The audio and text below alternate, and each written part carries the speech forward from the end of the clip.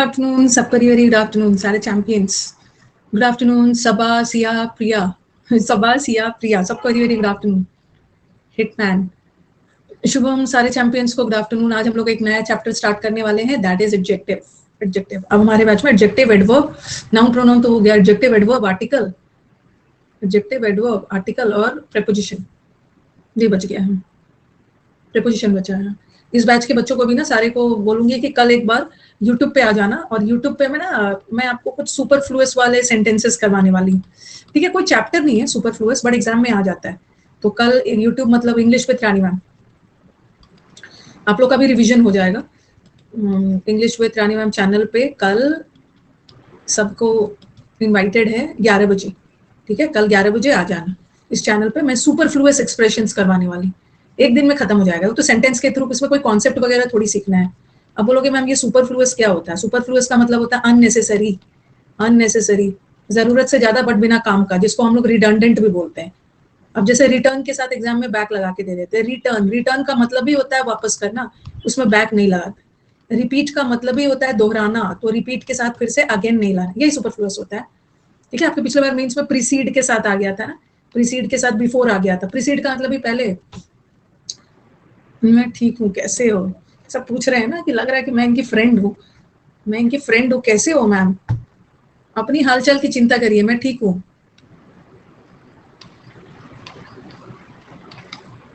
चलो हाँ, आज हम एडजेक्टिव चैप्टर शुरू करेंगे. ठीक है, एडजेक्टिव्स के बाद फिर एडवर्ब्स करेंगे. What is an adjective? Adjective is विशेषण. विशेषता किसकी बताता है? नाउन या प्रोनाउन की. अगर शॉर्ट में कहा जाए तो what are adjectives? Adjectives are describing words. Adjectives are describing words. विशेषता बताने वाले वर्ड्स एडजेक्टिव होते हैं. और ये किसकी विशेषता बताता है एडजेक्टिव्स? ये बताता है नाउन या प्रोनाउन की. नाउन या प्रोनाउन की विशेषता बताने वाले वर्ड्स एडजेक्टिव है. यहाँ फॉक्स क्या है? नाउन. और लायन क्या है? नाउन. नाउन की विशेषता बता रहा है ना, कैसा फॉक्स? चालाक, लोमड़ी. नाउन की विशेषता एडजेक्टिव. क्लेवर एडजेक्टिव है. कैसा lion? Brave. Solomon was a wise king. King क्या है? नाउन. कैसा किंग? वाइज. ग्रेप्स, अंगूर खट्टे हैं, अंगूर की विशेषता बता रहा है, अंगूर नाउन है. नाउन या प्रोनाउन की विशेषता एडजेक्टिव. शी वोर a beautiful dress. Dress noun है. कैसा ड्रेस? Beautiful, adjective. वेदर कैसा है? आज का मौसम बहुत अच्छा है. वेदर नाउन है. नाउन की विशेषता एडजेक्टिव. कभी कभी प्रोनाउन की भी बता देता है, जैसे मैंने लिखा he is honest. Honest adjective है. ठीक है, किसकी विशेषता बता रहा है? ही, तो ही प्रोनाउन. तो हमेशा नाउन को ही डिस्क्राइब नहीं करता, एडजेक्टिव प्रोनाउंस को भी डिस्क्राइब कर सकता है.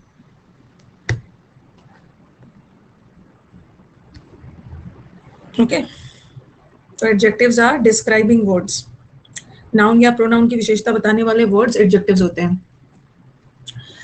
दूसरा दूसरा क्या चीज सीख? नाउन या प्रोनाउन की विशेषता एडजेक्टिव्स बताते हैं. ठीक है, और एक होता है एडजेक्टिव्स, और कभी कभी मैं आपको यूज करूंगी डिटर्मिनर्स. ये जो डिटर्मिनर्स है ना, ये एडजेक्टिव का ही पार्ट होता है. Okay, all determiners are adjectives, but all adjectives are not determiners. ये डिटर्मिनर भी एडजेक्टिव का ही एक हिस्सा है. बट डिफरेंस क्या है? लिखिए नहीं इसको, इसके डिग्रीज नहीं बनते हैं. जैसे हर एडजेक्टिव का डिग्री बनता है ना, जैसे स्मार्ट का एडजेक्टिव का डिग्री बनता है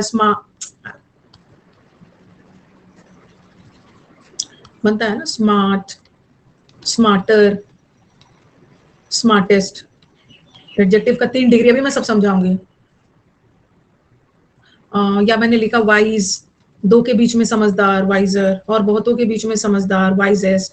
जैसे beautiful, beautiful, more beautiful, most beautiful. इसका तो बन रहा है ना डिग्री, बट डिटर्मिनर्स का नहीं बनता. जैसे सम, मैंने लिखा सम बॉयज, मैंने लिखा वन बॉय. बॉय क्या है? बॉय नाउन है. कितने? सम एडजेक्टिव है. ये भी एडजेक्टिव है, और एडजेक्टिव में भी ना ये डिटर्मिनर है, क्योंकि सम का डिग्री नहीं बनता ना. सम, समर, समिस्ट नहीं बनेगा ना. बॉय क्या है? नाउन. कितना? वन. तो ये सब भी एडजेक्टिव का ही डिटर्मिनर है, क्योंकि वन का डिग्री, सम का डिग्री, एनी बॉय, एनी भी एडजेक्टिव है, लेकिन ये डिटर्मिनर में आएगा क्योंकि इसका डिग्री नहीं बनता है. बट स्मार्ट, स्मार्टर और इस सबको हम डिटर्मिनर में नहीं डाल सकते, क्योंकि इसका डिग्री बनता है. इसका डिग्री बनता है. ठीक है, तो याद रखना है. डिटर्मिनर में याद रखना है, डिटर्मिनर जो है ना, डिटरमाइन करता है. डिटरमाइन करता है किसी चीज की मात्रा या किसी चीज की संख्या. मात्रा या संख्या डिटरमाइन करने वाले हैं डिटर्मिनर्स, उसका नहीं बनता है. ये तो आपको बस बेसिक बता दिया मैं.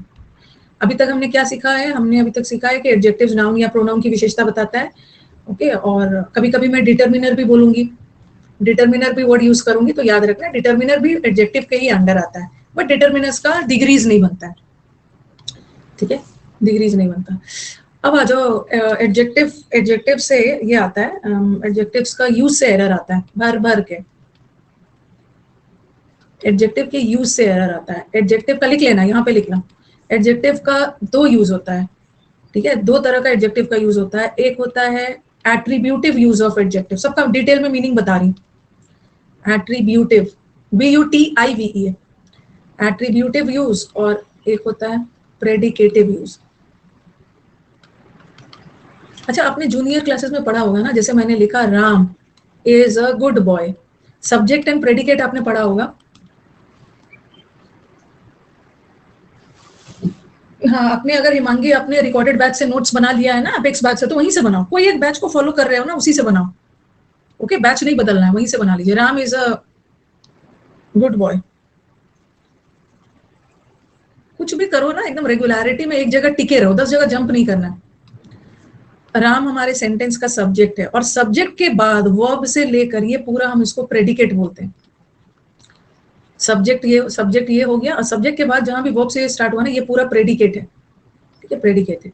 तो एडजेक्टिव का दो, यहाँ से एरर आता है, एडजेक्टिव का दो यूज होता है, एक एट्रीब्यूटिव और एक प्रेडिकेटिव यूज। और आप मुझे बोलोगे कि क्या डिफरेंस है, या एट्रीब्यूटिव और प्रेडिकेटिव में क्या डिफरेंस है? एडजेक्टिव का एट्रीब्यूटिव यूज क्या होता है? वो एडजेक्टिव्स जो नाउन से पहले आता है उसका एडजेक्टिव का एट्रीब्यूटिव यूज बोलते हैं। Adjectives coming before noun, noun से पहले अगर एडजेक्टिव आ रहा है तो वो एडजेक्टिव का एट्रीब्यूटिव यूज है। और adjectives coming after noun, after noun आ रहा है तो वो प्रेडिकेटिव यूज है। क्या है ये, जरा सा आफ्टर नाउन, नाउन के बाद प्रेडिकेटिव, नाउन से पहले एट्रीब्यूटिव। अब हम लोग सेंटेंस में देखेंगे कौन एट्रीब्यूटिव है कौन प्रेडिकेटिव है।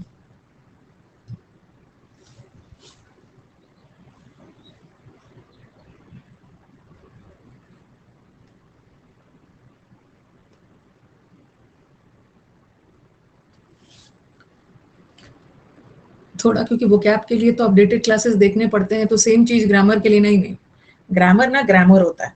अपडेटेड में देखने का मन हो ना तो प्रैक्टिस देखो, सब सेम होता है, सब सेम होता है। ये हो गया। अब मुझे बताना, नाउन से पहले एट्रीब्यूटिव, नाउन के बाद प्रेडिकेटिव। अब मैं सेंटेंस आपको दे रही हूँ, ये मत लिखना, फिर से लिखना मत शुरू कर देना, इतना मिटा दिया है कि किसी को कुछ दिखेगा नहीं। जो आपने मैंने लिखवाया है ना, ये लिख के काम चला लेना, ये वाला लिख लिया है, काम हो जाएगा।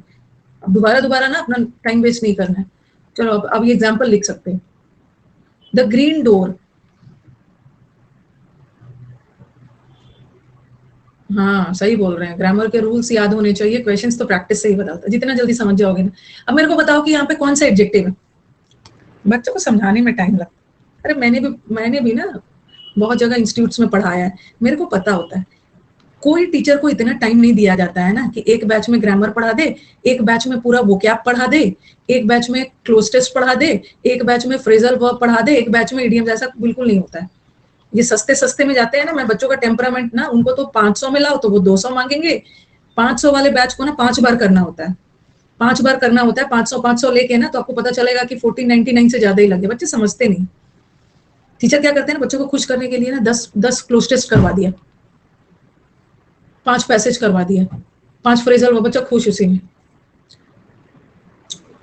वेरी गुड, हाँ समझने के लिए पैसे। चलो तो यहाँ पे ये एडजेक्टिव है, कैसे पता चला एडजेक्टिव है? डोर की विशेषता बता रहा है, डोर नाउन है, नाउन की विशेषता adjective. Stretch of water is dangerous, ये स्ट्रेच बता रहा है, ये पानी का जो स्ट्रेच है ना, यहाँ से यहाँ तक जो पानी का जो है वो खतरनाक है। और स्ट्रेच नाउन है, कैसे पता चला? द लगा है, तो ये भी एडजेक्टिव है।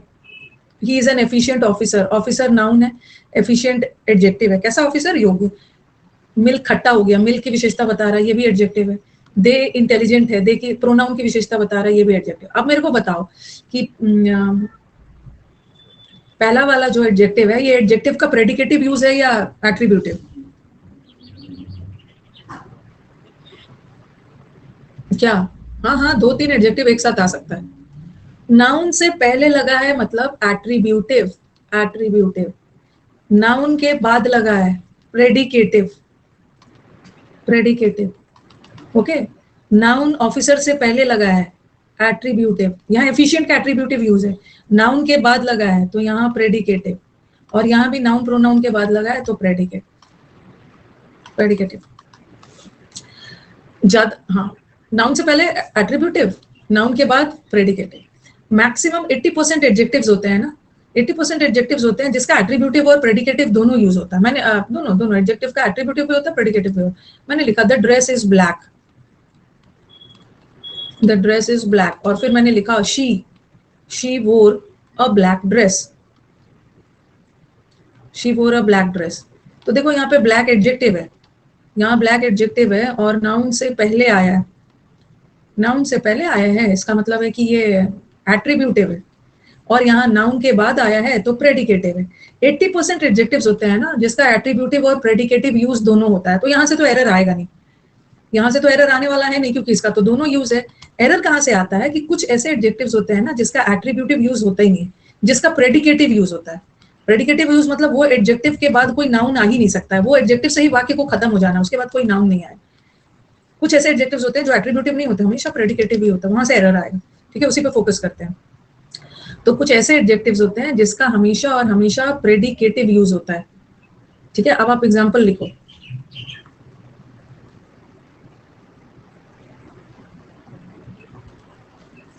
Certain adjectives are used in predicative position. Predicative मतलब हमेशा नाउन से पहले, उसके बाद नाउन तो आता ही नहीं। ये वाला मेरा सबसे अभी सीपीयू में 3-4 बार ये आया, अलाइव, अलाइव, अस्लीप। ठीक है, ये आया है। ये दो तो बहुत इंपॉर्टेंट है, वैसे तो सभी इंपॉर्टेंट है, आप इसको कॉपी करिए।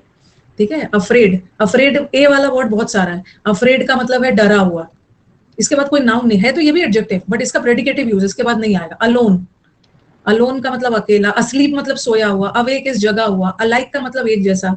अलाइव मतलब जिंदा। अफ्लोट, फ्लोट तैरता हुआ। अलर्ट का मतलब भी सचेत, अवेयर, अशेम्ड, फॉन्ड। यहाँ तक तो ये ए वाला था, बट फॉन्ड के बाद भी कोई नाउन नहीं आएगा, एक ऐसा एडजेक्टिव है। ईगर, इसके बाद भी नाउन नहीं आएगा, इसके बाद भी सौर के बाद भी नाउन नहीं आएगा। पहले आप उसको लिखो। अवेक वाला मॉक में दिखा था, अच्छा, अवेक वाला इंपॉर्टेंट है।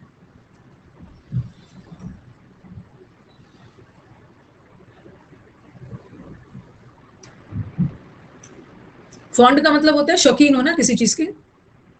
हाँ, यूट्यूब पे मैंने होमोनिम्स करवाया है, होमोनिम्स का जाके देखना, करवाया है। क्या ईगर मतलब किसी चीज के लिए बहुत ज्यादा इच्छुक होना। ईगर, ईगर मुझे बहुत मन हो रहा है, eager to meet my students, इच्छुक होना। सौर का मतलब है खट्टा। अशेम्ड का मतलब है शर्मिंदा है। अवेयर, जागरूक है।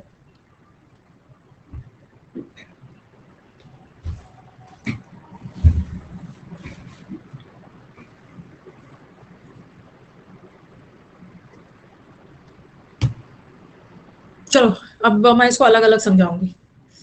सबसे पहले अब बोलोगे कि मैम अलोन, ये सारे का ना प्रेडिकेटिव यूज होता है, मतलब इसके बाद कोई नाउन नहीं आएगा। अब बोलोगे मैम अलोन, अलोन भी तो एडजेक्टिव है।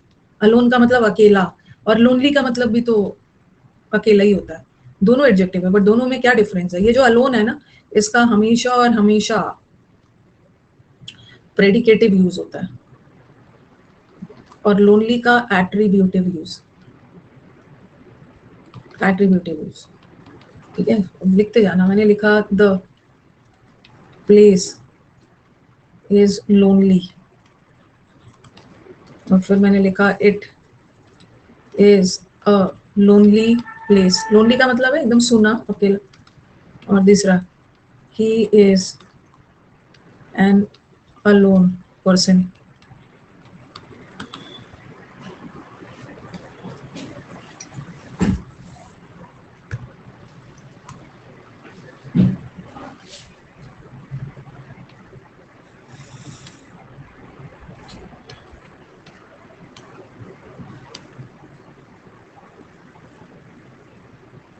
देखो, पहला वाला दोनों करेक्ट है, क्योंकि यहाँ यहाँ प्लेस नाउन है, और नाउन के बाद आने वाला इज प्रेडिकेटिव। नाउन के पहले आना वाला इज एट्रीब्यूटिव, दोनों सही है क्योंकि लोनली का ना एट्रीब्यूटिव और प्रेडिकेटिव दोनों होता है। अच्छा नहीं लिखा था मैंने, एट्रीब्यूटिव और प्रेडिकेटिव दोनों होता है, सॉरी ये लिख लो, ठीक है। लोनली का एट्रीब्यूटिव और प्रेडिकेटिव यूज दोनों होता है, तो पहला दोनों करेक्ट है, बट अलोन का हमेशा प्रेडिकेटिव होता है।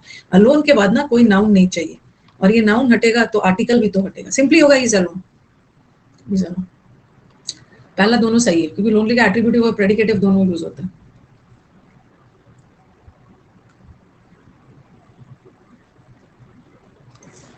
मैंने लिखा he is an alive person, गलत है। अलाइव वर्ड के बाद ना,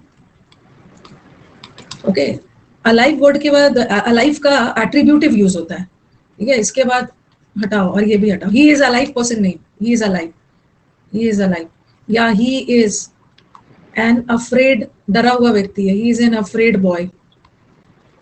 पर्सन इज अलाइव कर सकते हैं, एट्रीब्यूटिव हो गया ना, ही इज अलाइव या the person is alive, noun के बाद आ रहा। ही इज एन अफ्रेड बॉय, ये भी गलत है, अफ्रेड का भी एडजेक्टिव प्रेडिकेटिव यूज होता है, तो ये हटा, ये भी हट जाएगा, ही is afraid, but he is a frightened person, तो इसका डाल, फ्राइटेंड का मतलब भी है डरा हुआ। कभी कभी वर्ब का थर्ड फॉर्म भी एडजेक्टिव का काम करता है पास्ट पार्टिसिपल के रूप में, तो फ्राइटेंड का होता है एट्रीब्यूटिव यूज कर सकते हैं, बट अफ्रेड का मत कर, अफ्रेड का मत करना।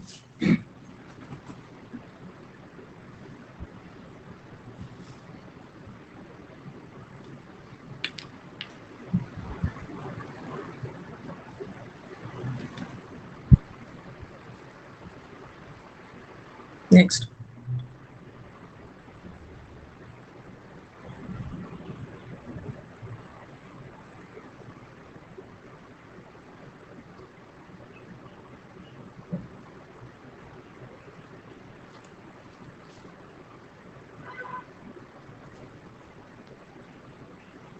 ठीक है, हो गया।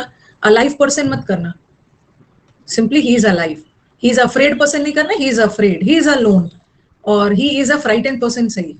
अलाइव पर्सन कभी मत करना, ओके, कभी मत करना, अलाइव के बाद कभी नाउन आ ही नहीं सकता है, ओके।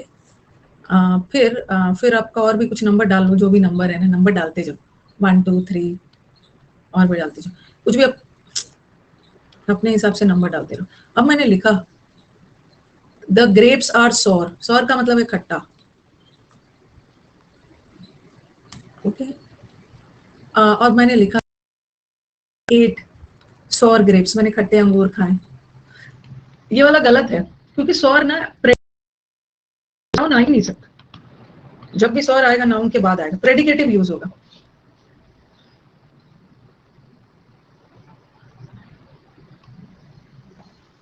ओके। सॉर का भी याद रखना, सॉर का भी याद रखना, सॉर वाला हो गया है। फिर यहाँ से देखो लोनली वाला करवा दिया, फ्राइटेंड वाला हो गया। Both the sisters look alike, ठीक है, अलाइक का भी एक जैसा, सिमिलर का मतलब भी एक जैसा, ओके, और आइडेंटिकल का मतलब भी एक जैसा, तो एक जैसा। और एक वर्ड होता है अकिन, अकिन का मतलब भी एक ही जैसा, लेकिन ये जो अलाइक और अकिन है ना, हमेशा प्रेडिकेटिव यूज होता है, ये जब भी आएगा नाउन के बाद, और ये तो नाउन के पहले भी आ सकता है और नाउन के बाद भी आ सकता है। इसमें इसमें से कुछ एरर नहीं आएगा, नहीं आएगा, क्योंकि जब दोनों नाउन के पहले बाद आ सकता है तो क्या दिक्कत है, क्या दिक्कत है उसमें, एरर यहाँ से आएगा। जैसे मैंने लिखा both of them have similar dresses, और दूसरा both the dresses are similar, तो ये सिमिलर और आइडेंटिकल दोनों सही है, इसमें कोई दिक्कत नहीं है।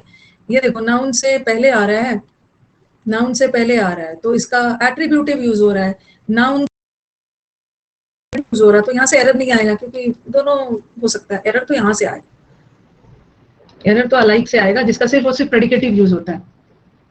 जैसे both of them look alike, दोनों अलाइक नहीं, अलाइक के बाद कोई नाउन वगैरह मत डालना। Both of them look alike, दोनों देखने में एक जैसे हैं। बोथ ऑफ देम अकिन है, अकिन का मतलब भी एक जैसे। लैग हो रहा है। As India have won the match, team India जो इंडिविजुअल टीम के परफॉर्मेंस को ध्यान रखते हुए ना अनुपम लगा देते हैं, हैव भी लगा देते हैं।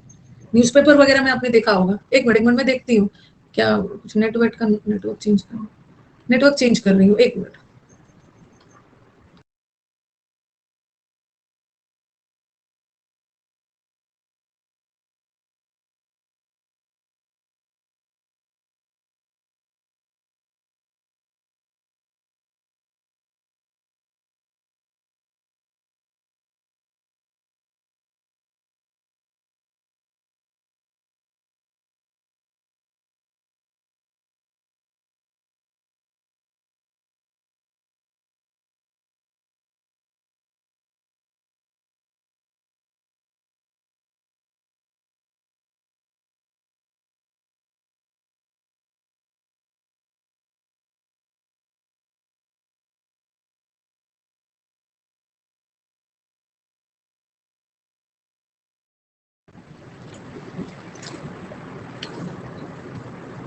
चलो हाँ, अभी ठीक है ना? तो अलाइक वर्ड के साथ भी कोई नाउन वगैरह मत लगाना, सही है? ओके, ये याद रखना। दूसरा अस्लीप, ठीक है? जैसे अस्लीप, जैसे मैंने लिखा both of them fail asleep, दोनों सो गया। तो अस्लीप के बाद भी कोई नाउन वगैरह मत लगाना। अस्लीप पर्सन का मतलब है सोया हुआ नहीं, नाउन मत लगाना। इसके बाद भी नाउन मत लगाना। अब आ जाओ सिक और इल। सिक का मतलब भी है बीमार, और इल का मतलब भी है, इल का तो दो मतलब होता है। एक इल का मतलब बीमार भी होता है, और एक इल का मतलब है खराब। और सिक का मतलब तो बीमार, एक सिक का मतलब छोटी समय की बीमारी, बीमार भी होता है। और कभी कभी ना लॉस में भी, कंपनी में लॉस में भी जाता है ना, उसको सिक बोलते हैं। बीमार कंपनी मतलब लॉस में। जैसे मैंने लिखा, अब मैंने लिखा sick company. Okay, the government will help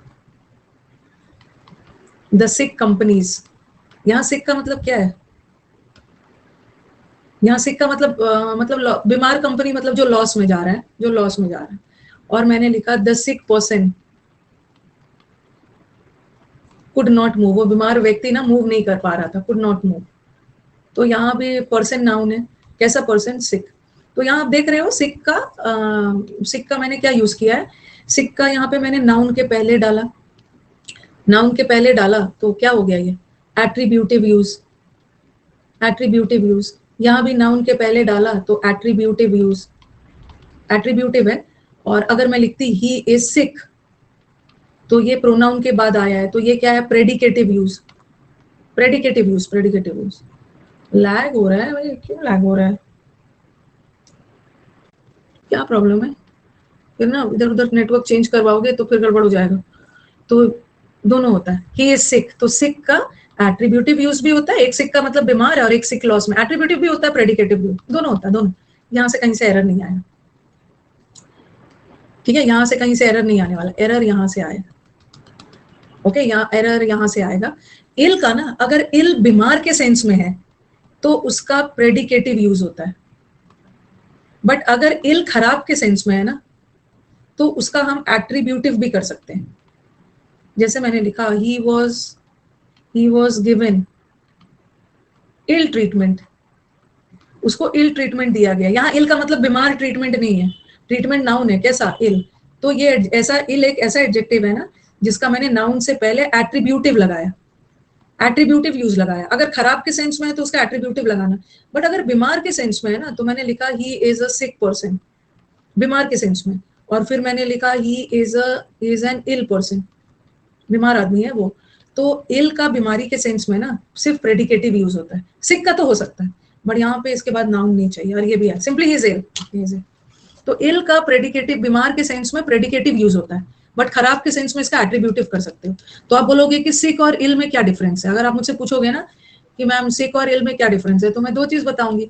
एक लंबी बीमारी को हम इलनेस बोलते हैं, लॉन्ग पीरियड, और सिक इज फॉर शॉर्ट पीरियड। जैसे आप स्कूल में सिक लीव देते हो ना, टीचर को सिक लीव देते हो, इल लीव नहीं देते, 2-4-5 दिन की बीमारी है सिक लीव, लंबे समय से बीमार चले आ रहे हो, दैट इज इल। ये तो एक हो गया। दूसरा डिफरेंस क्या बताऊंगी, अरे ये सिक का ना एट्रीब्यूटिव भी यूज होता है, प्रेडिकेटिव भी यूज होता है, बट इल का तो प्रेडिकेटिव यूज होता है बीमार के सेंस में, और बैड के सेंस में एट्रीब्यूटिव कर लेते हैं, बैड के सेंस में।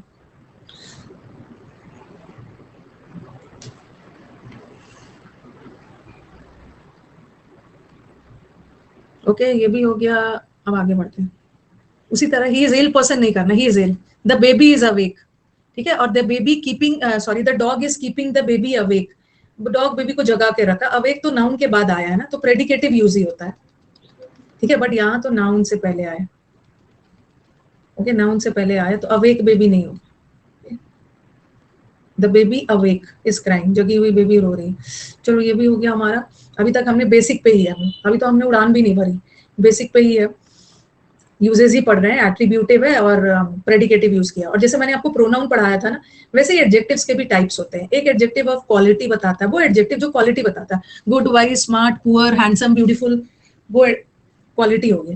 कुछ एडजेक्टिव्स डिटर्मिनर के रूप में क्वांटिटी बताते हैं। मैंने बताया कि डिटर्मिनर भी एडजेक्टिव का ही हिस्सा होता है, और डिटर्मिनर क्या बताता है, अमाउंट, मात्रा या संख्या।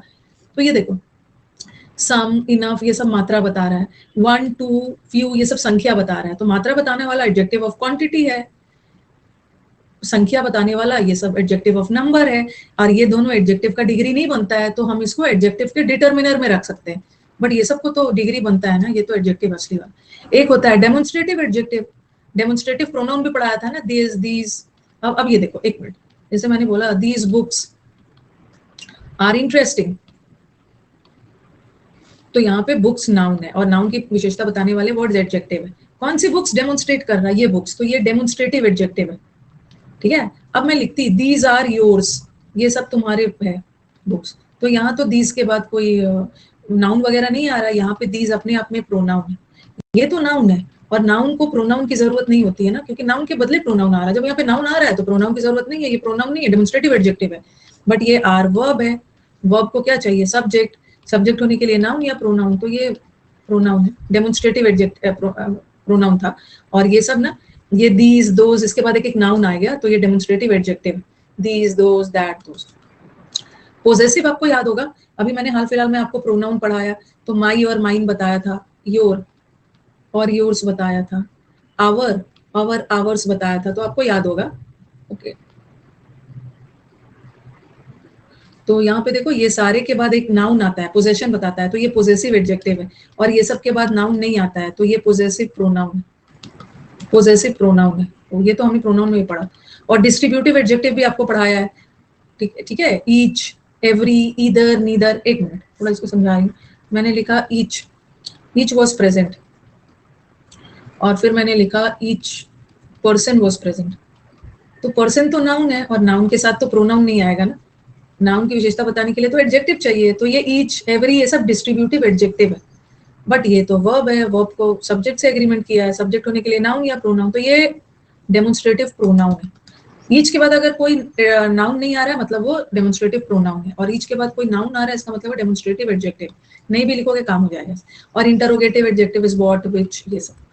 जैसे मैंने लिखा ना, विच बुक इज इंटरेस्टिंग, कौन सी, विच बॉय इज इंटेलिजेंट, कौन सा बॉय इंटेलिजेंट, बॉय नाउन है, कौन सा, विच, तो ये आपका हो गया इंटरोगेटिव, ठीक है। और एक होता है प्रॉपर एडजेक्टिव, प्रॉपर एडजेक्टिव मतलब जो प्रॉपर नाउन से बना है, जैसे इंडिया प्रॉपर नाउन है, इंडिया से इंडियन। बुद्धा प्रॉपर नाउन है, बुद्धा से बुद्धिस्ट है। ब्रिटेन से ब्रिटिश, इटली से इटालियन, ठीक है, अरब से अरेबियन, तो जो प्रॉपर नाउन से बना है ना, वो प्रॉपर एडजेक्टिव्स, सब बेसिक बेसिक है। चाइना से चाइनीज, हाँ, चाइना को बहुत याद करते हो।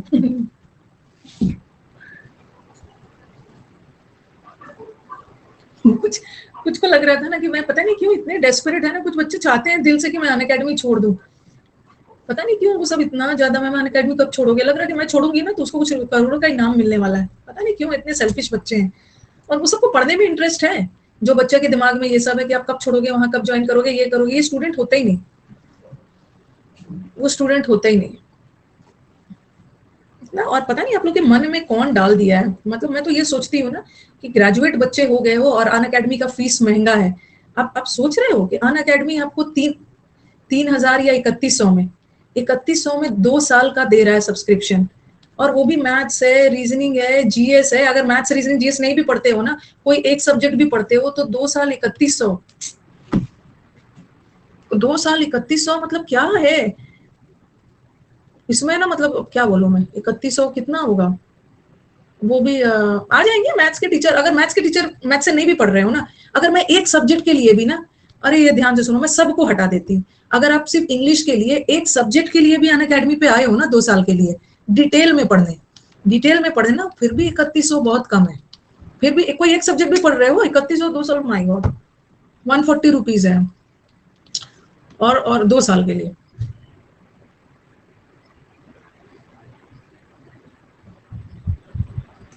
बहुत कम कर रहे हैं, उसको फायदा उठा के। अगर अब आप लोग को देखना है, मैं तो पता ही है मुझे कहाँ कैसे पढ़ाया जाता है।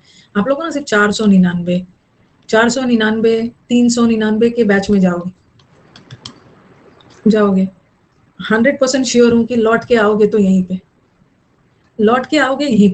499, 399, 599, लौट के आओगे यहीं पे, ये आई एम डेड श्योर। लेकिन ये चीज ना ज्यादा मैटर नहीं करता है, ज्यादा मैटर करता है आपका टाइम। कितना डिमोरलाइज होते हैं ना जब नहीं बनता है, प्रॉपर प्रैक्टिस नहीं होता है, नहीं बनता है। क्योंकि ये सब बैचेस में प्रैक्टिस, क्लोज टेस्ट, ये वो सब इंक्लूडेड। आपने 6,000 में पहले रूपाली लिया है, फिर भी ठीक है, कोई दिक्कत नहीं है। आप एक बार जब सिलेक्शन हो जाता है ना, सब फीस वीस भूल जाते हैं। 5,000, 6,000। छोटा बच्चा बगल में मैं देखती हूँ जा रहा है नर्सरी स्कूल में पढ़ने, उसको टीचर सिर्फ घर पे बैठा के ना, टीचर एबीसीडी होमवर्क दे के चले जा रहे हैं, और देख रही हूँ उस बच्चे का 1,500 फीस है। और हम टीचर्स को कितना, जीएस के टीचर अपना जबरदस्त कंटेंट ला रहे हैं, मैथ्स के टीचर दिन रात बैच ला रहे हैं, इंग्लिश का ला रहे हैं, इतना कंटेंट है, इतना कंटेंट आपको दिया जा रहा है। और ये नर्सरी वाले टीचर को कुछ कंटेंट थोड़ी बनाना है। नर्सरी वाले टीचर का तो बच्चा आता है, ए के बाद बी लिख के सी, जो भी मतलब करना उतना नहीं है। लेकिन फिर भी बच्चे नहीं समझ पाते, नहीं समझ पाते, और वो कुछ भी फीस लो, काम ज्यादा वो सब करते रहते हैं।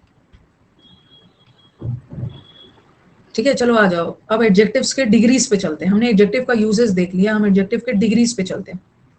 Degrees of adjectives. एडजेक्टिव्स के डिग्री से एरर आता है। एडजेक्टिव का 3 डिग्री होता है। कौन कौन सा? एक होता है पॉजिटिव डिग्री, हम मेन वाला करेंगे जहां से एरर्स आता है। एक होता है कंपैरेटिव डिग्री, जो अन अकेडमी पे आ जाता है ना, उसको अन अकेडमी से प्यार हो जाता है। पहले तो उसके मन में ना गलत गलत चीजें डाल दी गई है, लेकिन जो आ जाता है ना, वो बहुत इंजॉय करता है, उसको लगता है कि चलो ठीक है। Superlative degree. Comparative positive degree में कोई कंपैरिजन नहीं होता, नो कंपैरिजन, कोई कंपैरिजन नहीं। और कंपैरेटिव डिग्री में कितने के बीच में कंपैरिजन हो रहा है? अच्छा लगता है, हाँ, फॉर 2%। टेक्नोलॉजी भी बहुत अच्छा है इनका, ऐसा टेक्नोलॉजी तो किसी के पास है ही नहीं। फॉर 2% और थिंग्स। और सुपरलेटिव, सुपर है, सुपर मतलब बहुतों में बेस्ट है, मतलब कंपैरिजन 2 से ज्यादा के बीच में हो, मोर देन 2। ठीक है, मोर देन 2% या थिंग्स। जैसे मैंने लिखा स्मार्ट, स्मार्ट लिख दिया, तो स्मार्ट में कोई कंपैरिजन नहीं हो रहा है। और स्मार्टर मतलब 2 के बीच में वो ज्यादा स्मार्टर है। और स्मार्टेस्ट में तो बहुतों के बीच में सबसे स्मार्टेस्ट। गुड मतलब अच्छा है, कोई कंपैरिजन नहीं हो रहा। बेटर, बेटर 2 के बीच में अच्छा। और बेस्ट इज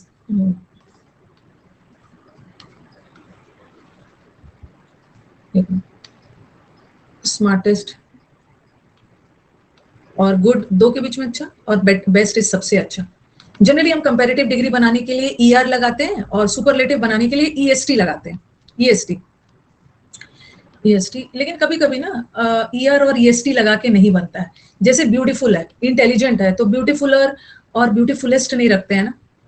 ठीक है, ब्यूटीफुलेस्ट नहीं रखते हैं, तो हम लगाते हैं वहां पे ईआर और ईएसटी नहीं लगेगा ना, तो हम वहां पे मोर लगा के बनाते हैं।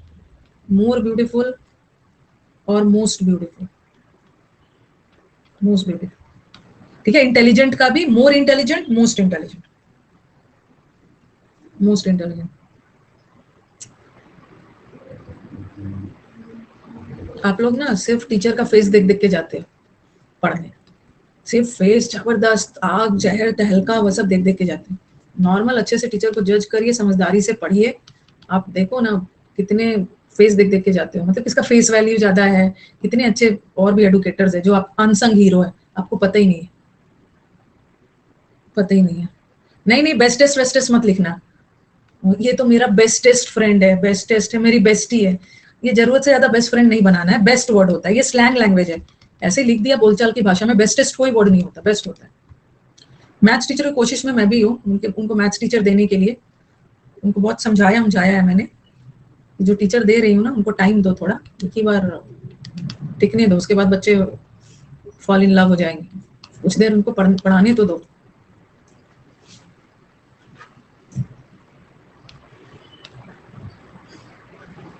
उनका बहुत रेड टेपिज्म है ना, लाल फीता शाही इनका बहुत है। लाल फीता शाही के चक्कर में ना सब डिले हो जाता है। तो एडजेक्टिव का 3 डिग्रीज होता है, एक कंपैरेटिव, एक पॉजिटिव, एक कंपैरेटिव और सुपरलेटिव। ठीक है, सुपरलेटिव में 2 से ज्यादा के बीच में। और ऐसा नहीं है ना कि मैम हमेशा कंपैरिजन के लिए क्या ध्यान ही लगाएंगे, ऐसा जरूरी नहीं है। मैंने लिखा ही इज गुड, ठीक है, अच्छा है। ही इज बेटर, और आप बोलोगे मैम बेटर तो कंपैरेटिव है, तो वहां तो ध्यान लगना चाहिए ना। जरूरी नहीं है। इज बेटर मतलब पहले की तुलना में अच्छा है, या किसी दूसरे की तुलना में ये ज्यादा अच्छा है। अगर मैं ध्यान नहीं भी लगाती हूँ ना, फिर भी अंडरस्टूड है। अगर ध्यान लगा दिया, he is better than his brother, वो अपने भाई से अच्छा है, तो ध्यान बेटर के साथ लगा दिया, ठीक है, भाई से अच्छा है। नहीं भी लगाया तो अंडरस्टूड है, किसी की तुलना में हो रहा है। ओके, और ही इज बेस्ट, तो अंडरस्टूड है, बहुतों में बेस्ट है। ठीक है, बहुतों में बेस्ट है, जरूर नहीं कि ध्यान वगैरह लगेगा ही। अब हम लोग मेन डिग्रीज करते हैं, ठीक है, सारे एडजेक्टिव्स का नहीं करेंगे, वैसे तो सबको पता ही है, ईआर लगा के बनाते हैं। और अब बोलोगे कि मैम मोर किसका लगा के बनाते हैं? जैसे स्मार्ट है, स्मार्ट, ऐसा नहीं बोल रहे हो ना, एक बार में स्मार्ट बोल रहे हो। जो वर्ड एक ही सिलेबल का बना है तो उसका स्मार्टर और स्मार्टेस्ट लगा दोगे, ईआर और ईएसटी। लेकिन ब्यूटीफुल, ब्यूटीफुल, ब्यूटीफुल 1 2 3 सिलेबल का बना है, तो वहां पे मोर लगाओ, मोर ब्यूटीफुल, मोस्ट ब्यूटीफुल। ब्यूटीफुलर मत लगा देना। इंटेलिजेंट एक ही बार में नहीं बोल रहा हूँ, इंटेलिजेंट 2 3 सिलेबल से जुड़ जुड़ के रुक रुक के बोल रहे हो, तो इसका भी more beautiful, sorry, more intelligent and most intelligent, most intelligent.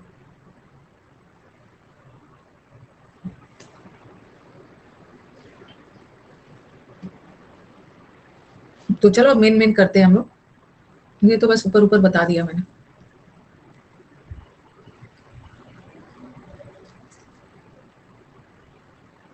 देखो बिग का तो पता ही है, bigger, biggest, strong, stronger, strongest, poor, poorer, poorest, पता ही है। ब्यूटीफुल जिसका एक बार में नहीं बोलते हैं, beautiful, more beautiful, most beautiful. Intelligent का more intelligent and most intelligent. हाँ हाँ, फार बेटर सही है इसमें, फार बेटर मतलब उससे वो काफी हद तक अच्छा है। जो हमारा इंटेलिजेंट बच्चा होगा ना, वो टीचर का वेट ही नहीं करेगा। ये क्या नाम है, पवन सर और अभिनय सर, ये सब सर लोग जब गए हैं अपना रिकॉर्डेड बैच छोड़ के गए हैं ना, समझदार बच्चा होगा वो कंप्लेन ही नहीं करेगा, वो सब तो देखेगा चुपचाप। इंटेलिजेंट का मोर इंटेलिजेंट और मोस्ट इंटेलिजेंट, यहाँ तक तो इजी था, यहाँ तक तो इजी वाला था, यहाँ तक इजी था। मोर लगा के बनाते हैं, कुछ का मोर और मोस्ट लगा के बनाते हैं, और जिसका ईआर और ईएसटी लग के बन गया होगा। अब आ जाओ ये बात अलग से, वही कर रहा हूँ ना, कुछ तो बस कंप्लेन ही करते रह जाएंगे।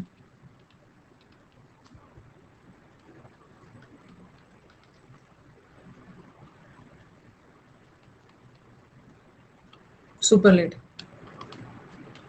पढ़ने वाला, मैंने ना 2 साल पहले यूट्यूब पे कम पढ़ाया था, कम। अब 2 साल हो गए हैं, अब तो जरूरत से ज्यादा पढ़ा दिया है यूट्यूब पे, जरूरत से 2 साल में ज्यादा पढ़ा दिया है। बट कम 2 साल पहले जो पढ़ाया था ना, कम वाला, उसमें भी बच्चा ने सिलेक्शन ले लिया है।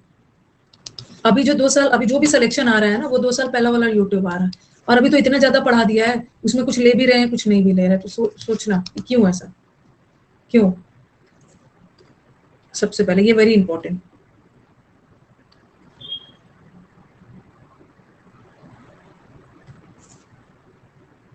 अरे बोल के देखिए श्याम, बोल के देखिए। Smart is poor is brave, एक बार में बोल रहे। ब्यूटीफुल, ब्यूटीफुल इतना जल्दी नहीं बोल रहे। He is beautiful, he is beautiful, he is intelligent. Smart तो एक ही बार में बोल ले रहे। गाइड कर दीजिए संजय, आप मुझे समझदार लग रहे हो, गाइड कर दीजिए। अभिनय सर, पवन सर का पूरा सिलेबस बचा है, और तो जो थोड़ा भी करना है यूट्यूब पे आ जाना। एक है मच और एक है लिटिल, सॉरी मैनी। मच का उल्टा लिटिल, ठीक है, मच का उल्टा लिटिल और मैनी का उल्टा फ्यू। ये भर भर के आएगा एग्जाम, इसमें स्टार लगा, स्टार लगा दो।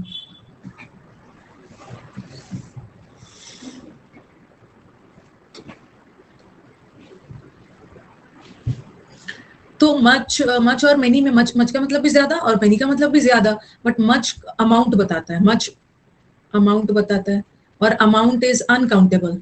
मच अनकाउंटेबल है, मच मात्रा बताता है, और मेनी संख्या बताता है, मेनी नंबर्स के लिए होता है, और नंबर्स तो काउंटेबल है। तो कोई आपसे पूछे कि मच और मेनी में क्या डिफरेंस है, बता देना कि मच अनकाउंटेबल के लिए और मेनी काउंटेबल के लिए। और मच का मतलब ज्यादा, और मच का ही उल्टा लिटिल होता है। एक लिटिल का मतलब छोटा भी होता है, बट संख्या के सेंस में लिटिल का मतलब होता है ना के बराबर, बहुत कम। तो ये लिटिल भी अमाउंट बताता है, ठीक है, और लिटिल भी अनकाउंटेबल।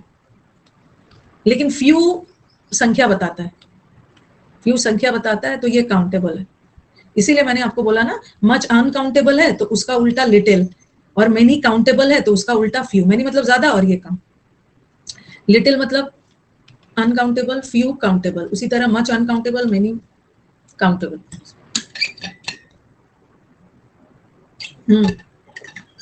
दोनों का मतलब ज्यादा ही है। जैसे मैंने लिखा ना, मच वाटर, मच वाटर मतलब बहुत सारा पानी, और मेनी स्टूडेंट्स बहुत सारे स्टूडेंट्स। बट हम स्टूडेंट्स को गिन सकते हैं ना, तो मच नहीं लगाएंगे मेनी, बट पानी को नहीं गिन सकते हैं, मच। उसी तरह लिटिल वाटर बोलूंगी, लिटिल मतलब बहुत कम पानी, बट फ्यू स्टूडेंट्स। लिटिल का उल्टा फ्यू, अनकाउंटेबल है, और ये अनकाउंटेबल और ये काउंटेबल। दोनों का मतलब सेम ही है थोड़ा, मच और मेनी दोनों का मतलब ज्यादा, बट ये अनकाउंटेबल ये काउंटेबल। चलो मच का बता दीजिए, मच का बता दीजिए।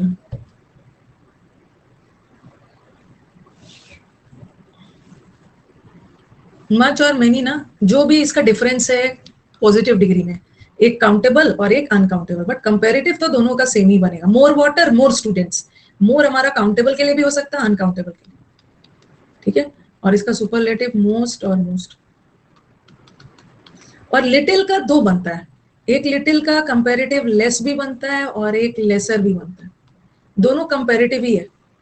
कुछ बच्चे क्या सोचेंगे, एक मिनट थोड़ा स्लाइड बदल रही हूँ। कुछ बच्चों को लगेगा ना ये पॉजिटिव है, ये कंपेरेटिव है और ये सुपरलेटिव। कुछ बच्चों को लगेगा कि अरे लेस तो पॉजिटिव है और इसी का कंपेरेटिव लेसर बनता होगा और इसी का लीस्ट सबसे कम, ऐसा सोचेंगे। कुछ को ऐसा ही लगेगा, नहीं। बट याद रखो, लेस के साथ हमेशा क्या आता है, लेस के साथ हमेशा दैन आता है, दैन। और दैन हमेशा कंपेरेटिव डिग्री के साथ आता है। इसका मतलब है कि लेस पॉजिटिव नहीं है, लेस भी कंपेरेटिव, कंपेरेटिव। और इसका पॉजिटिव लिटिल था, लिटिल, लिटिल था इसी का लेस और लेसर, और इसका लीस्ट। और फ्यू का ठीक है, फ्यूअर दो कम, और फ्यूएस्ट एफ है ईएस्ट। अब आपके दिमाग में कंफ्यूजन आ रहा होगा कि क्या डिफरेंस है, ये तो एक बड़ा प्रॉब्लम है। पहले नोट कर लो, नोट करो। दिमाग में आ रहा होगा ना कि ये क्या है, लेस, देखो। क्या होता है ये, जरा सा नीचे जाके लिखो ना, ये प्रॉब्लम होता है। अब मैं लेस नेक्स्ट स्लाइड में लिखो कि लेस भी कंपेरेटिव है और लेसर भी कंपेरेटिव है। दोनों में डिफरेंस क्या है, अगर आप दोनों कंपेरेटिव डिग्री है, बट अगर आप ध्यान लगा के कंपैरिजन कर रहे हो तो लेस लगाना। हम कभी कभी कंपैरिजन करने के लिए ऑफ भी लगाते हैं, ऑफ लगा के कर रहे हो तो लेसर लगाना। ये मैं कुछ नहीं करती हूँ, ये मैं क्यों करूंगी, अपने से होता है। ये आप क्या करते हो, नहीं नहीं उसका प्रॉब्लम नहीं है। मुझे लग रहा है ना बहुत नीचे तक जाता है प्रॉब्लम होने, ड्राइंग बन जाता है।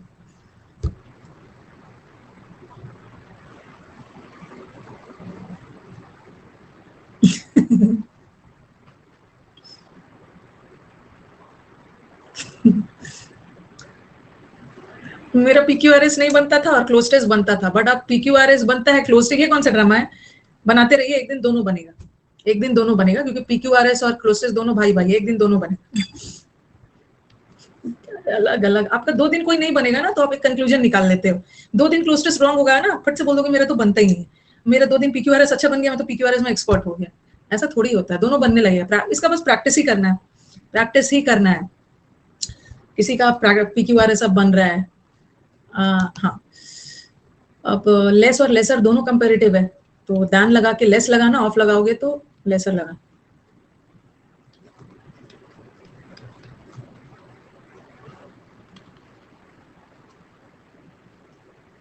सब बनने लगता है, और मेरे से बोलोगे भी ना, तो मैं तो यही बोलूंगी ना, प्रैक्टिस करिए, अपने मेरे पढ़ाने के अलावा भी प्रैक्टिस करिए।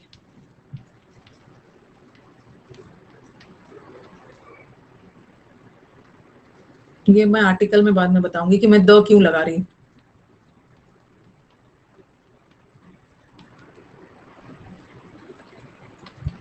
सैटरडे संडे आइए, यस, बेसिक वाली क्लास लीजिए।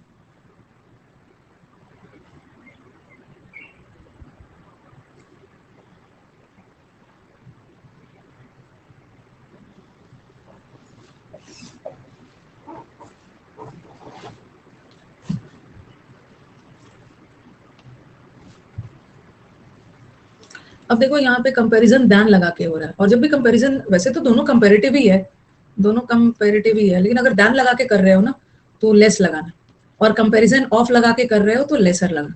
और जब आर्टिकल पढ़ेंगे ना हम लोग, उसमें पढ़ेंगे कि जब भी हम ऑफ लगा के कंपैरिजन करते हैं ना, तो लेसर के पहले दैन लगता है, और जब दैन लगा के करते हैं तो द नहीं लगता। ये आर्टिकल चैप्टर है, आप बस इतना ध्यान रखो, दैन लगाकर दोनों कंपैरेटिव है, दैन लगाकर कर रहे हो लेस दैन, और लेसर लगा के लेसर दैन नहीं तो लेस ऑफ, लेसर ऑफ, ये difference. Otherwise both of them are positive degree, sorry comparative degree. Examples दे रही हूँ, let me give you examples.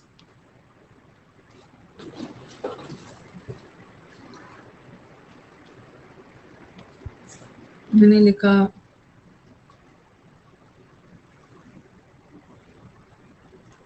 No, ऐसा वाला एरर बहुत बार दिखेगा, no less than 20 students were present। दूसरा, no less than 20 students were present, he has as much as 50 cars।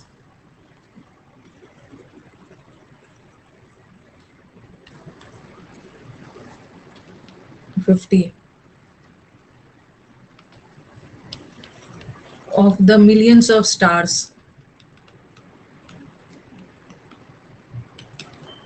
of the millions of stars in the sky, जितने भी हमारे sky में स्टार्स है, how much are countable।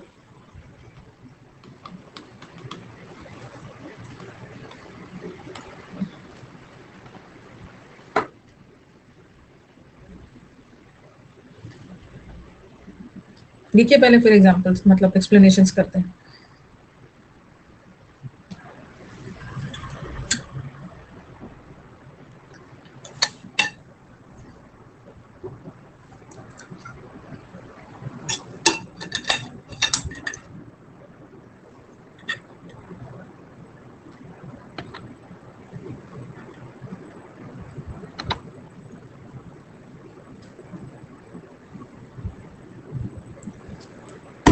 लिख लिया है ना? हाँ।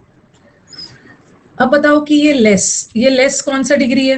अब आपको लगेगा ये तो करेक्ट है, लेस के साथ तो दैन आता है, ये लेस कंपैरेटिव डिग्री है, कंपैरेटिव, और दैन के साथ तो कंपैरेटिव आता भी है, लेकिन ये लेस किसका कंपैरेटिव है? लिटिल का। लिटिल का कंपैरेटिव डिग्री लेस है, और लिटिल तो अनकाउंटेबल है, लेकिन हम स्टूडेंट्स को तो गिन सकते हैं, यहाँ संख्या बताई जा रही है, गिन सकते हैं, तो यहाँ लेस नहीं हो।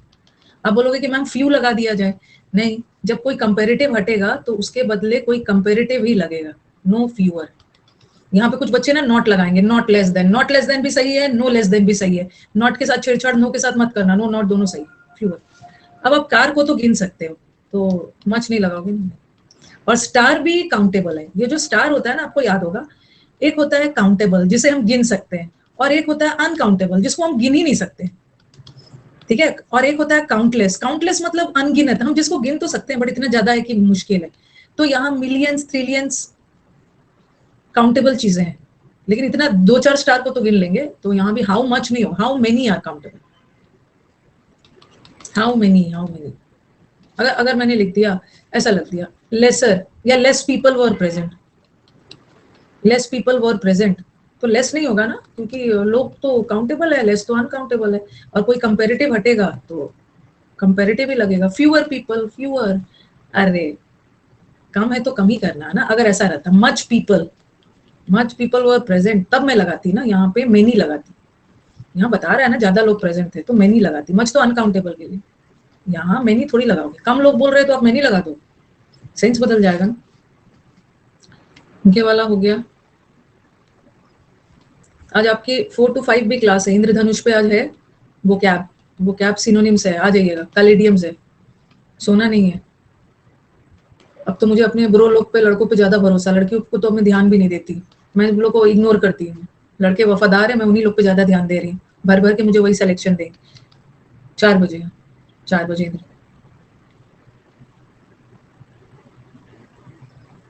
जी मैम, हाँ।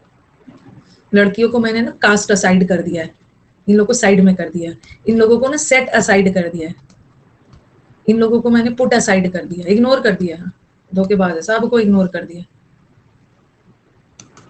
एक एक ये सब का एक मतलब सेफ भी है। ये सब ना अपनी ब्यूटी को सिर्फ फ्यूचर के लिए बचा के रख रहे हैं, ना क्लास में रिस्पॉन्स देते हैं, ना क्या करते हैं, मीटअप में ढंग से आते हैं।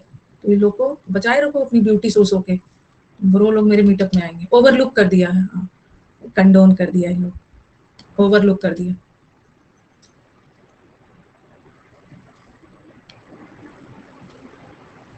हमारे सुबह के बैच में भी बोल दिया था पब्लिकली, मैंने पब्लिकली प्लेटफॉर्म पे डिक्लेयर कर दिया है, प्रोक्लेम कर दिया है। प्रोक्लेम का मतलब होता है ना एकदम घोषणा कर दिया, डिक्लेयर कर दिया है कि मैंने उन लोगों को इग्नोर कर दिया है। प्रोक्लेम घोषणा कर दिया है, डिक्लेयर कर दिया है, खुलेआम एजर्ट कर दिया है, अक्लेम कर दिया।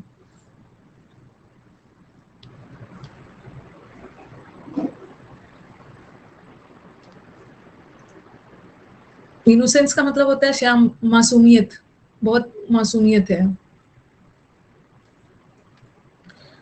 तो मच और मोर पता चल गया, हो गया आपका, या मच लिटिल करवा दिया। गुड और वो सब पे आ जाओ, गुड और वेल, पॉजिटिव, कंपेरेटिव और सुपरलेटिव। वर्णिका, मुझे आपसे बात करनी है। मेरे से बात करने के लिए ना आपको मेल जेंडर में नाम बदल के आना हो। लड़कियों से मैंने बात करना छोड़ दिया है, तो ब्रो लोगों से बात करती हूँ। आपको अपना नाम बदल के आना होगा। एक होता है गुड और एक होता है वेल, दोनों के बीच में डिफरेंस बताऊंगी। और दोनों का कंपेरेटिव होता है बेटर, दो के बीच में अच्छा, बहुतों के बीच में अच्छा। अच्छा अच्छा। और एक होता है बैड, ये याद रखना, ये मीन्स 2017 में इस पे एरर था बहुत अच्छा वाला। बैड का मतलब है खराब। बैड और इल, अभी बताया ना, एक इल का मतलब खराब भी होता है और एक इल का मतलब बीमार भी होता है, तो यहाँ मैंने खराब के सेंस में रखा है। वर्स, दो के बीच में खराब, और वर्स्ट सबसे खराब, सबसे खराब।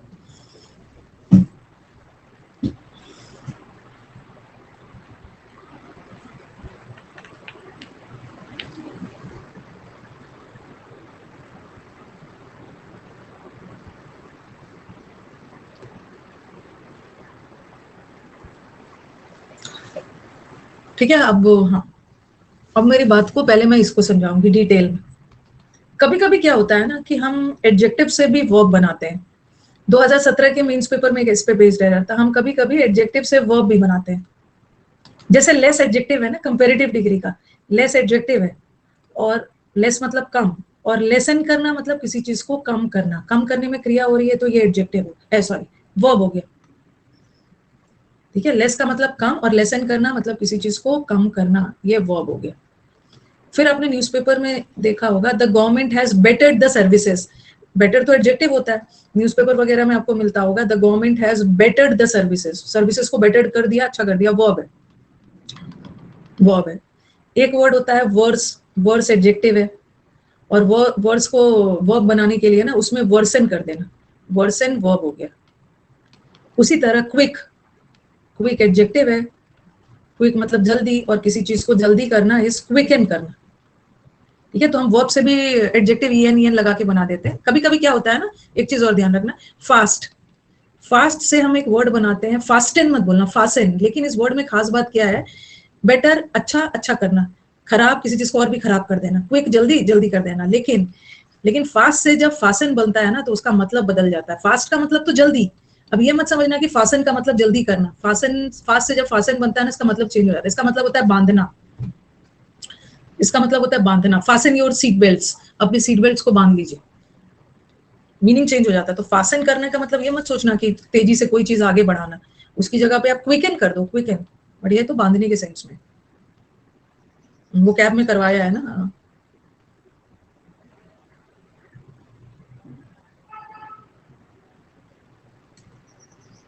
ठीक है, अब देखो, अगर ये वर्ब है, अगर लेसन वर्ब है, तो इसका आईएनजी लगा सकते हो ना। इसका पास्ट टेंस भी बना सकते हो, लेसन का पास्ट टेंस लेसेंड कर सकते हो, या इसका आईएनजी भी बना सकते हो। लेसनिंग का मतलब है कोई भी चीज धीरे धीरे कम हो रहा है। बेटरिंग भी हो सकता है, जैसे वर्सन, वर्सन का आईएनजी कर सकते हो, वर्सन का ईडी भी कर सकते हो, और वर्सन का आईएनजी भी कर सकते हो।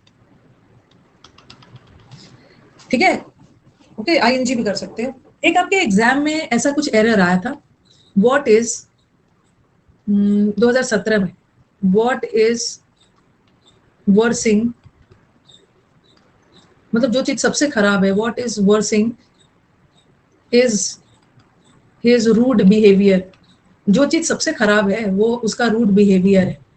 ठीक है, और यहाँ पे ऐसा दिया था, और एक दिया था what is worse is his rude behaviour. बता रही हूँ, जो चीज सबसे वर्स है वो उसका रूड बिहेवियर है। एक जगह था व्हाट इज वर्स, था वर्स, नहीं ये वाला सेंटेंस नहीं था, व्हाट इज वर्सनिंग। अच्छा चलो वो लगा देते हैं, व्हाट इज वर्सनिंग। एक ऐसा था, ऐसा था। सबसे पहले याद रखो ना, ये वर्सिंग कोई वर्ड होता ही नहीं है, वर्सिंग कोई वर्ड होता ही नहीं। आप बोलोगे अरे मैम वर्स का तो वर्ब बनाते हैं, तो हम वर्स, वर्स का वर्ब लगाते हैं ना, सीधा आईएनजी नहीं लगा देते हैं, वर्सन लगा के फिर आईएनजी लगाते हैं। तो वर्सिंग जैसा कोई वर्ड है नहीं, वर्सिंग जैसा कोई वर्ड नहीं। मुझे ना पूरा सेंटेंस याद नहीं आ रहा है, वर्सिंग लगा के उन्होंने एग्जाम में दिया, तो वर्सिंग कोई वर्ड नहीं है। वर्सन में पहले इसको वर्ब बनाइए ईएन लगा कर, तब आईएनजी, तब आईएनजी। ओके, अब मुझे बताओ कि ये इज एम आर के बाद एडजेक्टिव भी आ सकता है, और इज एम आर के बाद वर्ब का आईएनजी भी फॉर्म भी आ सकता है। अब बताओ कि यहाँ क्या सूट कर रहा है।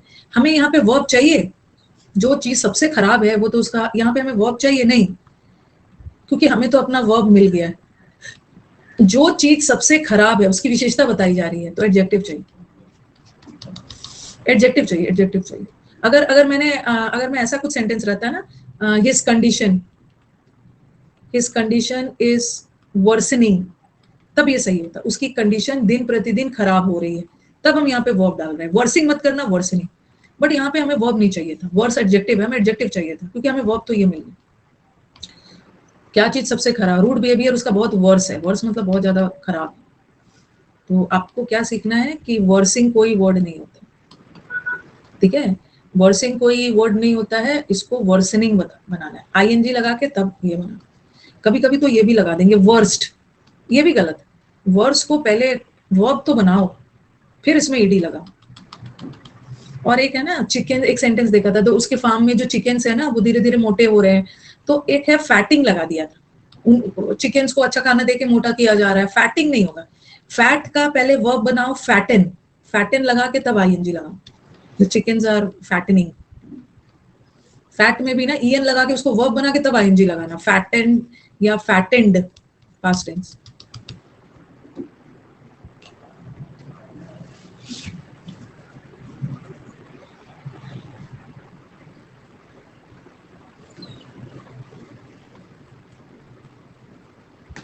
ओके, तो वर्सिंग वाला तो चलो कर लिया, वर्स एंड वर्सिंग वाला। अब आ जाओ आपका गुड और वेल में डिफरेंस। हाँ, ये वेल का मतलब भी, एक इल का मतलब खराब भी होता है, दोनों का वर्स और वर्स्ट, दो के बीच में खराब, सबसे खराब। और कभी कभी, हाँ कभी कभी ऐसा एरर भी डालते हैं, वर्सर भी डाल देते हैं। ये सब याद रखना, वर्सर भी डाल देंगे, गलत है, क्योंकि वर्स तो ऑलरेडी कंपेरेटिव डिग्री है, बैड का ऑलरेडी कंपैरेटिव डिग्री है, फिर से वर्स लगाने की थोड़ी ईआर लगाने की थोड़ी जरूरत है, फिर ऑलरेडी कंपैरेटिव है, वर्सर मत लगाना, बेटर में ईआर लगा दोगे, वर्स तो ऑलरेडी ईआर मत लगाना। और ये भी याद रखना वर्सिंग वर्ड नहीं होता है, इसमें पहले ईएन लगा के वर्ब बनाओ तब आईएनजी। उसी तरह वर्स्ट वर्ड नहीं होता है, इसको पहले वर्ब बनाओ एसईएन लगा के फिर ऐड। ये सब आपको इंप्रूवमेंट में मिलता है, सेंटेंस इंप्रूवमेंट।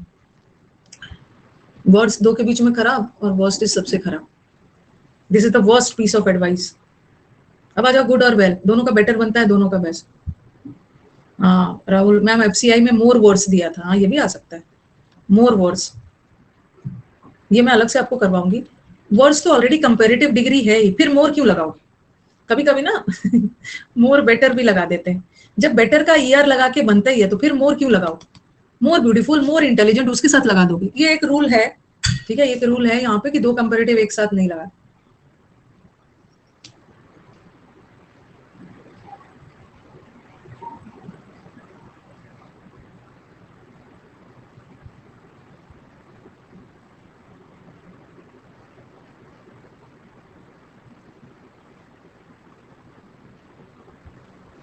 ओके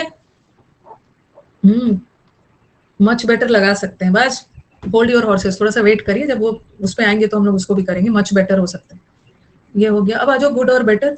अगर आपसे कोई पूछे कि गुड का भी बेटर बनता है और वेल का भी बेटर बनता है और दोनों का बेस्ट बनता है, अगर कोई आपसे पूछे कि गुड और वेल में क्या डिफरेंस है, तो ये जो गुड है ना ये एडजेक्टिव होता है, और ये जो वेल है, गुड कभी भी एडवर्ब नहीं होता है, गुड को एडवर्ब के रूप में यूज मत करना, हमेशा एडजेक्टिव है, बट वेल एडवर्ब भी होता है और वेल एडजेक्टिव भी होता है, दोनों का मतलब अच्छा ही होता है। इसे लिखा मैंने he is good और he is well, और फिर मैंने लिखा he behaved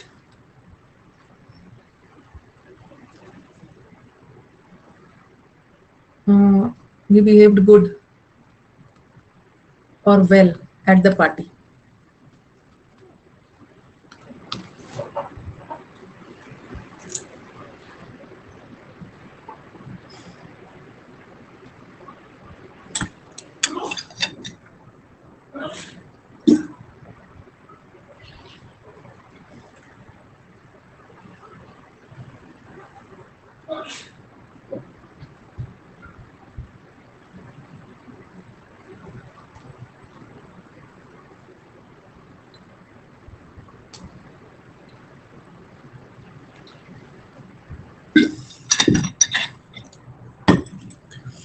ये देखो ही इज गुड, ही की विशेषता बताई जा रही है और ही प्रोनाउन है,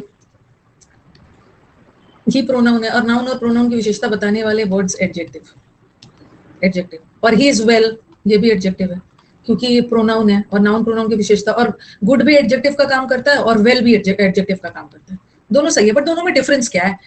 वेल जनरली हम फिजिकल कंडीशन के लिए बनाते हैं, अब बोलोगे कि मैम गुड भी तो एडजेक्टिव है और वेल भी तो एडजेक्टिव है, बट जब भी फिजिकल तबियत वगैरह, ठीक है, शारीरिक अवस्था, फिजिकल तबियत वगैरह की पूछ रहे हैं ना, तो बोलेंगे ना now I am better, now I am well, ठीक है, आई एम फीलिंग वेल, मेरे को अच्छी फीलिंग आ रही है, I am feeling well, I am feeling good नहीं बोलते, वेल बीमारी वगैरह के लिए, ठीक है, दोनों में वही डिफरेंस है। और ये देखो ये बिहेव्ड वर्ब है, और वर्ब की विशेषता बताने के लिए तो एडवर्ब चाहिए ना, बट गुड कभी भी एडवर्ब नहीं होता है, वेल को एज एन एडवर्ब यूज की, बिहेव्ड वेल।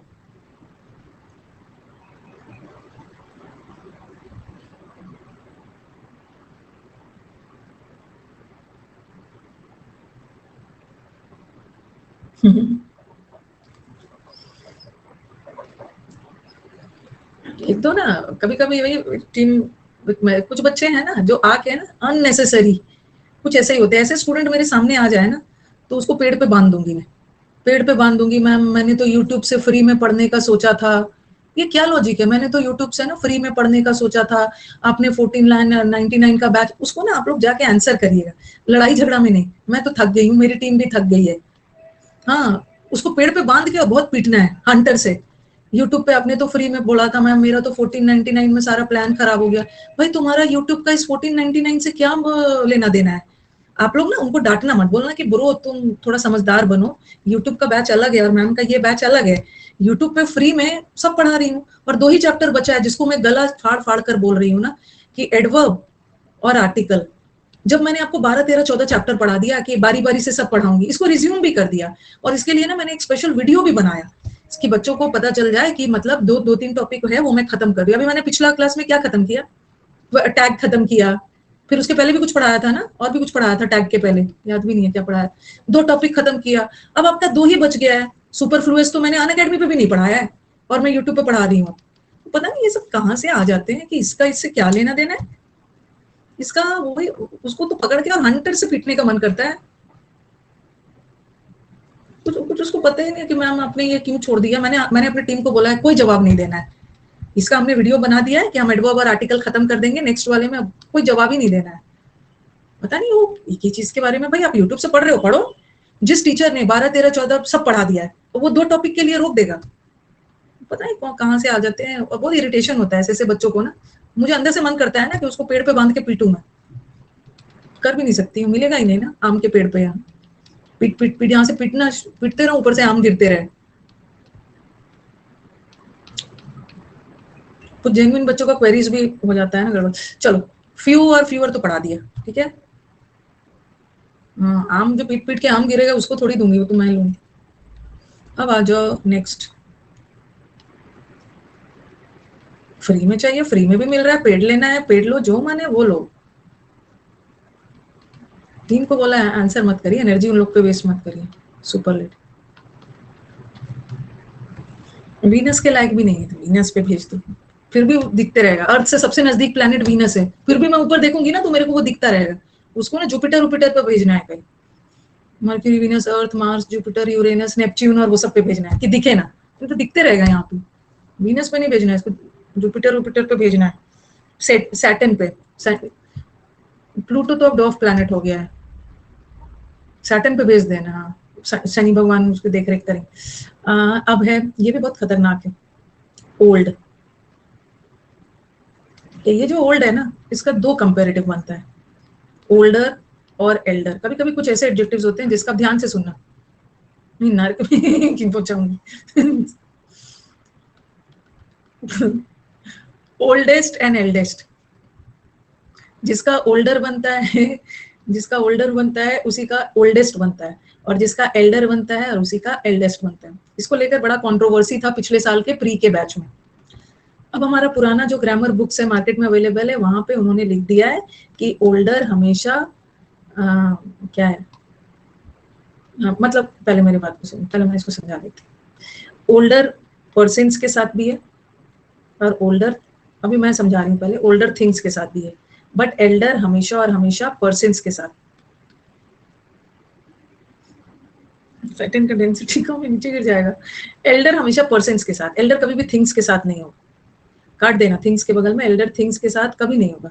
एल्डर हमेशा लोगों के साथ, और ओल्डर पर्सन्स के साथ भी, थिंग्स के साथ भी। और तीसरा डिफरेंस है कि ओल्डर के साथ हमेशा दैन लगता है, और एल्डर के साथ टू लगता है। एल्डर के साथ टू, ओल्डर के साथ दैन। लेकिन हाँ, अब आप बोलोगे कि मैम ओल्डर पर्सन और थिंग दोनों के साथ, और ये तो सिर्फ पर्सन के साथ, कि दोनों पर्सन के साथ है, तो दोनों में डिफरेंस क्या है? ओल्डर भी पर्सन के साथ, ठीक है, और एल्डर भी पर्सन के साथ। तो बहुत सारे बुक्स में ये मेंशन्ड है ना, कि यही वाला चीज ना कंट्रोवर्सी में चला गया था, और बहुत सारे का ऑप्शन मतलब आंसर रॉन्ग हो गया था कि एल्डर ना अपने भाई बहन में, ब्लड रिलेशन में, मतलब अपने भाई बहन में तुलना हो रहा है तो एल्डर लगाना, और आपकी तुलना अगर फ्रेंड्स वगैरह से हो रही है जो भाई बहन नहीं है तो उसके लिए ओल्डर लगाना। अपने भाई बहन में ब्लड रिलेशन में हो रहा है तो एल्डर लगाना, और फ्रेंड्स में हो रहा है तो ऐसा लगाना, ठीक है। लेकिन ये वाला एरर एग्जाम में आया है। डायरेक्टली मुझे ना वो सेंटेंस मेरे पास है नहीं, और बच्चों ने ना वहाँ पे अपने मतलब वहाँ पे क्या किया था ना, कि फ्रेंड अपने भाई बहन ब्लड रिलेशन के साथ ओल्डर लगा दिया था, और बच्चों ने क्या किया कि उस ओल्डर को एरर मान लिया। वो क्वेश्चन मैं कभी ढूंढ के लाऊंगी कि उन्होंने ना भाई बहन ब्लड रिलेशनशिप में ओल्डर लगा दिया था, और बच्चों को वही एरर लगा, बच्चों ने उसको काट कर एल्डर कर दिया, बट एसएससी ने उसको ऐसा कुछ एरर माना नहीं। उस सेंटेंस में एरर कुछ दूसरे चीज का था, ठीक है, एरर कुछ दूसरे चीज का था वहां पे सही में। तो कहने का मतलब ये है ना कि ये जो ओल्डर और एल्डर है ना, ओल्डर और एल्डर है, किसी के साथ भी यूज कर लेना, चाहे ब्लड रिलेशनशिप भी हो चाहे अपने फ्रेंड्स भी हो, ब्लड रिलेशनशिप ना हो, दोस्त वगैरह से, दोनों के साथ यूज हो जाए। अब कोई भी किसी के साथ भी यूज कर लेना, बस ध्यान रखना कि ओल्डर पर्सन के साथ और थिंग्स दोनों के साथ होता है, बट एल्डर थिंग्स के साथ नहीं होता है, पर्सन के साथ। और ओल्डर के साथ ध्यान लगता है, एल्डर के साथ टू लगता है। कभी ऐसा सिचुएशन आ गया ना जहां पे सब चीज सेम लग रहा है, ओल्डर के साथ ध्यान भी लगाया है, एल्डर के साथ टू भी लगाया, और लग रहा है सब तो एक ही जैसा लग रहा है, बस डिफरेंस इस ओल्डर और एल्डर का है, जैसे सेंटेंस इंप्रूवमेंट वगैरह में। तब आप थोड़ा वो वाला लॉजिक लगा लो कि अपना भाई बहन दिख रहा है तो लगा लेना एल्डर। अगर ऐसा आ गया, वैसे एरर में आ गया है तो उसको एरर नहीं मानना। हम एल्डर भी दोस्तों के साथ लगा सकते हैं, ओल्डर भी दोस्तों के साथ लगा सकते हैं। मैंने देखा भी था, थोड़ा सा स्टडी वगैरह किया था, तो मैं देख रही थी, मैंने सोचा कि जहाँ कंट्रोवर्सी एक बार स्टडी भी करती हूँ, तो ऑक्सफोर्ड और वो सब में देखा था मैंने कि मान लेते हैं सबको। अब मैं आपको एग्जाम्पल्स दे रही हूँ, वो क्वेश्चन में लेके आऊंगी। कुछ दूसरा एरर था, मुझे देखना होगा कि मतलब दूसरा क्या एरर था, किसी प्री एग्जाम का था, 2021 का प्री का होगा, ऐसे कुछ है, प्री एग्जाम में आया। मेरा ऑपरेशन हुआ है, मुझे एसएससी जॉब में, अब मुझे पता चलना चाहिए ना क्या का ऑपरेशन हुआ है। वैसे आपको कोई दिक्कत नहीं होगी, आप आराम से तैयारी करिए।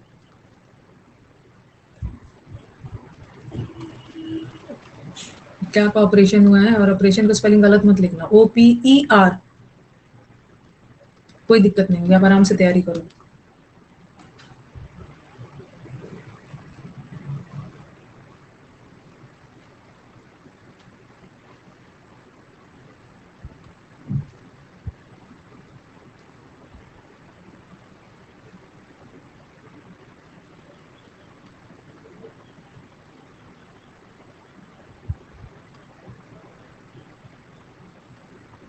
चलो,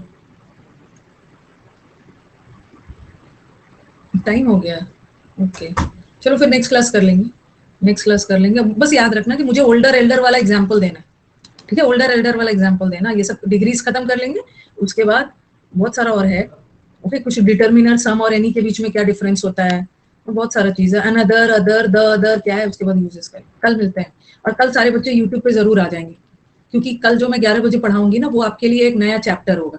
आ जाना है सुपरफ्लूअस, 1 डेढ़ घंटे का, 1 घंटे का रहेगा, कवर कर लेना, उसी में कवर हो जाएगा।